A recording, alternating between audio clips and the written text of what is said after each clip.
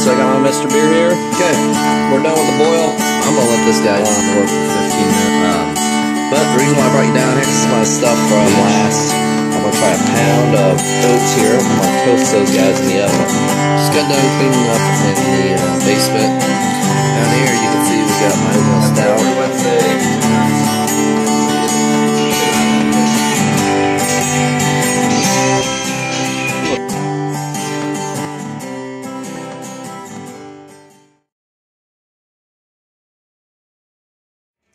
Alright guys, next I'm going to work on is my boil kettle. The other day I wet tested this thing and I was dumb because I didn't put any Teflon tape on there. But it's going to be easy. Just take this thermometer, goes in the hole, got my ball valve, just need to put Teflon tape on that, and then I'm going to have to do a little measuring and see where I want to put my side port. So it'll be the only hole I have to drill in here, where I'm going to put my side port for my little whirlpool deal. I'm thinking if I can get that guy in there, sorry about that, if I can get that guy in there, I can maybe make an effective whirlpool. But to do that, I want to have this measured out so I at least have 5 gallons of wort in here so I don't have any hot side aeration. Because if I do a minimal 5-gallon batch, I'm going to have the whirlpool side on this side, down low. I think that'll be the maximum efficiency because heat rises and I can get this to swirl, swirl, swirl, swirl, swirl.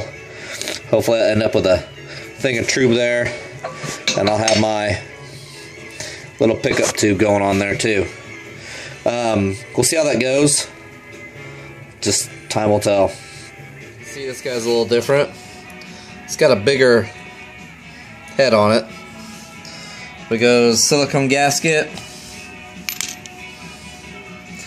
O-ring, and this is kind of unique. See that lip in there? The O-ring fits right, nice and neat in there. What does it look like? Cheers. Put the boil kettle together with the exception of the whirlpool valve. That was a pretty simple process. Now this isn't the ball valve that originally came with it. It's a 3-piece ball valve. I'm hoping, see that right there? I may have to put the other ball valve on there. Because I think that'll be too much of a problem. That 3-piece ball valve is a lot bulkier.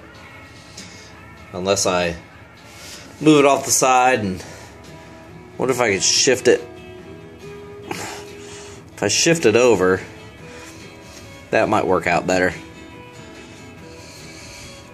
Just something to think about when you put these things together.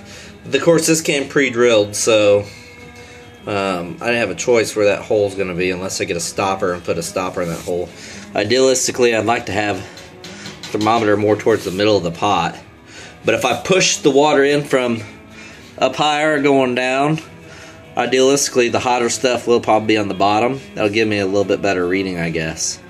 But we'll see. Look on the inside of this. I got a little bit of a pickup tube. I mean, that guy, I barely can get a finger out of there. So that's going to be picking stuff up directly off the bottom. Hopefully I can get a whirlpool cone in the middle of this, and we'll see. And that way I won't be picking up so much crap. But time will only tell. I always use a hot bag anyway, so I shouldn't have too much hot particles that get stuck in there. Got the boil kettle here. You can see the water level goes just above that thermometer, and that's for 5 gallons. So what I'm gonna have to do is I'm gonna come over here, and I believe I'm gonna put in, make a mark, put my whirlpool arm here, So that way it'll be at the top for 5 gallons. Sorry about this crappy camera work. But that'll be on the top for 5 gallons. And then it'll be about the middle for 10 gallons. If I had to guess, 10 gallons, probably going to go back about up to here. So that'll be interesting. Get that whirlpool in. Since I'm going to do that, I'm going to have to use up one of my extra ball valves on the outside of that guy to keep the wort from coming in, if that makes sense. Because at this point in time, if I'm right here, I'm going to be filling up more than 5 gallons with a 10-gallon batch. Even with a 5-gallon batch, that's going to be above the 5-gallon mark. So I'm going to need something to close that off so I can put the keep the wort in there so it's not leaking out. So I'll just get a ball valve and I put on there. I think I got 2 extra ones there. That'll work out good. So it looks like, if I'm seeing this correctly, there's no leaks. So I'm going to get these guys on the table and do a true leak test tomorrow. We will see how that goes. Guys, it's been a little while. We got that sucker done.